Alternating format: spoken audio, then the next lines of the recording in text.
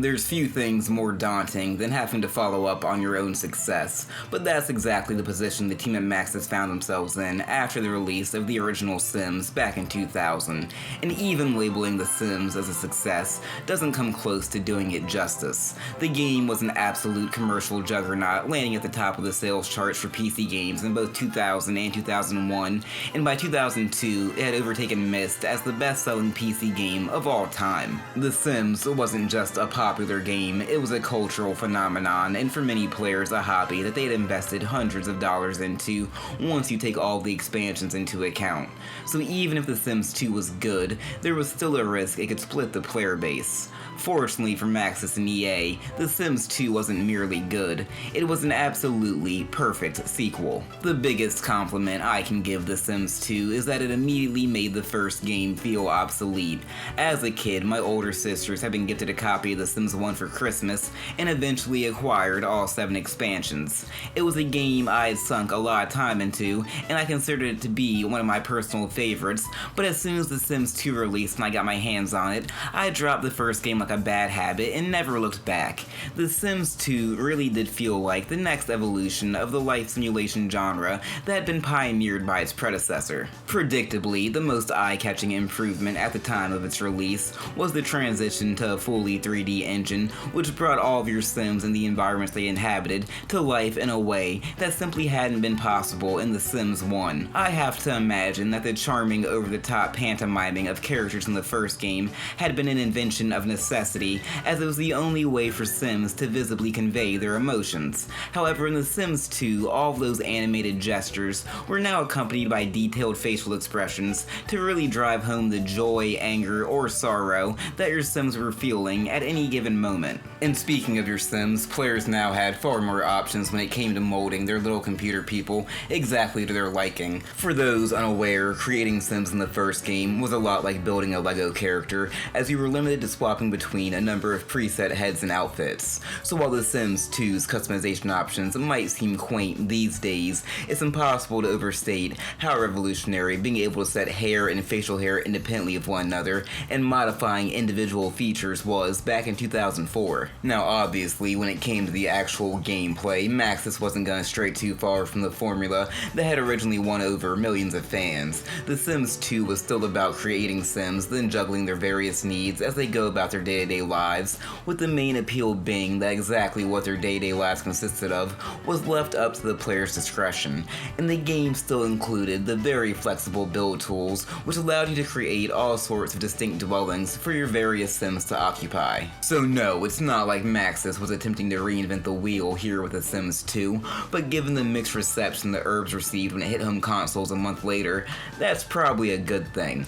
The basic moment-to-moment gameplay might not have changed all that much, but essentially every aspect that supported and surrounded it was refined and expanded upon in a way that made everything old feel new again. The fact that Sims were now capable of aging was the big selling point that EA centered the marketing campaign around, and it's not hard to see why. As beloved as the first game was, the inability for children to ever grow up into adults was a pretty glaring omission for a title that sold itself as a life simulator. In fact, it was such a highly requested feature by the fan base that Maxis would eventually include a workaround in the form of a spell that was implemented into the Making Magic expansion pack. So just having all of that organically implemented into the core gameplay was a pretty big deal. But Maxis didn't just allow for children to age up into adults and call it a day. They also introduced the toddler, teen, and elder life stages, all of whom possess their own unique interactions and animations. Toddlers adorably crawl around the house until they learn how to walk, while children display their boundless energy by running all over the place and can play games like tag and cops and robbers with their friends. Teens can go study with other teens and sneak out for some late night debauchery, and elders can retire from their jobs to receive a pension while they comfortably enjoy their golden years. These changes not only made the simulation far more true to life, but they also allowed for more stories and scenarios to play out. For instance, the neighbor kid across the street could wind up being your childhood friend turned rival once you find out they've been putting the moves on your high school sweetheart. And that brings us to the other major change, which was the introduction of the various aspirations and the wants and fears which accompanied them. Your Sim's current aspiration level is really a representation of their mental health. Sims who fulfill multiple wants and feel really accomplished can eventually achieve a platinum aspiration score and will be penalized for having their needs drop below their baseline, while Sims who realize too many of their fears will become depressed, start suffering from mental breakdowns, and may eventually require a visit from the therapist. The various aspirations were a brilliant addition that helped make all of your Sims feel more unique and only served to reinforce the role-playing elements that were already a big part of the series' popularity. And for the sadistic fans out there, they also dramatically increased your options for ruining your Sims' lives. In The Sims 1, if you wanted to torment your Sims, the only way to really do so was by neglecting their needs or, trying to set them on fire. The Sims 2, on the other hand, allowed players to terrorize them in much more subtle and interesting ways, such as making your painfully shy Sim throw parties every night, or forcing a romantic to settle down and start a family. But for me, the most important thing that they did was provide context for your Sim's actions and help make all of the stories that emerged feel far less abstract. I mean, in the first game, if I say that my Sim wanted to cheat on his wife with a hot redhead, in reality it just meant that I wanted my Sim to want to cheat on his wife with a hot redhead. Any goals or motivations your Sims had existed entirely within the player's imagination.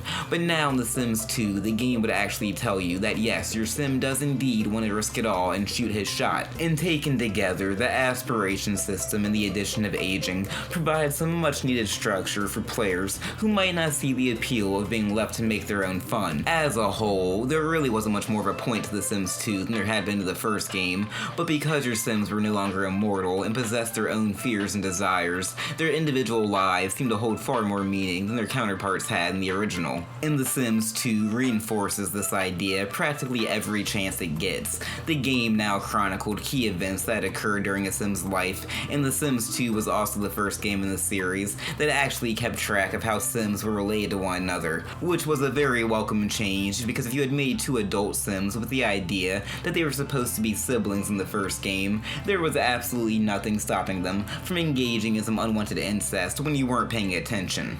Now, when making Sims, you were able to choose whether they were roommates, siblings, or spouses depending on their age, and their starting relationship level would also be adjusted accordingly. I know that last part might not sound like that big of a deal, but any Sims 1 veteran can tell you how much of a pain in the ass it was having to convince your so-called better half to like you well enough to tolerate sharing a bed with you every single time you started up a new household. There were also numerous other minor changes that seem so essential in hindsight, you might not even remember that they didn't debut until The Sims 2, such as the way it actually identifies the different days of the week, children being assigned homework after school, Sims making meals that were appropriate to the current time of day, and being able to actually interact and develop relationships with NPCs like maids and mail carriers. These weren't the kinds of flashy improvements that EA would be able to slap on the back of the box to help sell more copies, but they all complemented each other to help make for a richer overall experience. And that sort of embodies what made The Sims 2 so special.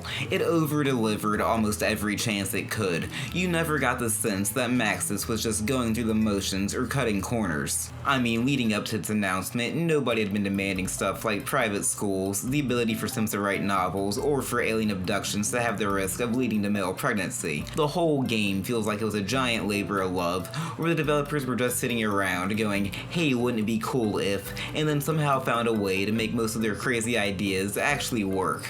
And I can't talk about The Sims 2 without giving credit to its movie maker mode. Players had been sharing their Sim stories with one another ever since the first game released, but if they wanted to include a visual component, most were limited to screenshots. The Sims 2 was the first game to fully embrace the emerging machinima scene, and I really can't understand why more games haven't followed suit and offered similar tools. It's a great way to encourage your fans to give you a bunch of free promotion, and user-created content only continues to grow in popularity. Now, the early days of Sims 2 content on YouTube and similar sites was primarily dominated by emo pop music videos and angsty dramas, and while you may find this hard to believe, that's not really my jam, so I'm not gonna act like I was heavily involved with the scene at the time. However, just because I'm not a fan of something doesn't mean that I can't appreciate it, and it's impossible to deny that The Sims 2 fostered creativity among its players and established established a dedicated community that's still going strong to this day. Now, some people will say that my fondness for The Sims 2 is primarily being driven by nostalgia, and I'll admit there probably is some truth to that. After all, even if The Sims 5 ends up looking like a complete game changer whenever it's finally announced, it's gonna be pretty much impossible for it to recreate the excitement I had back when I was a kid, obsessing over every screenshot and trailer I could find with my sister, or the magic of sitting around the family computer watching each other's stories play out, and that's okay. I'm still perfectly happy to play The Sims 2 20 years after its release, and as long as there's some dedicated fan out there committed to keeping it functional on modern systems, I'll probably still be doing the same in another 20 years. What's up everybody, Dusty here. I hope you all enjoyed this video. If you didn't, then I've got no clue why you're still here at this point. Like, what are you doing? But if you did enjoy it, then why not leave a like and consider subscribing to the channel to be kept up to date with all my latest content. Or don't, you know. Don't let me tell you how to live your life. Anyway, as always, thanks for watching. I'm out.